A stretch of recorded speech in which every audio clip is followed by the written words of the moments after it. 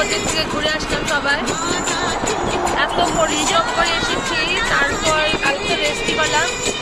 আজ আমরা বিকেলবেলা মুভি দেখতে যাচ্ছি, ধুরন্ধর মুভি পার্ট 2 বঙ্গাইগাঁওতে।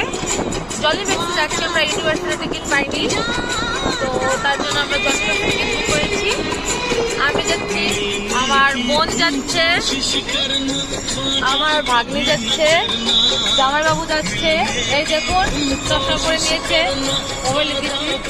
ভাগনা যাচ্ছে, ভাগনা।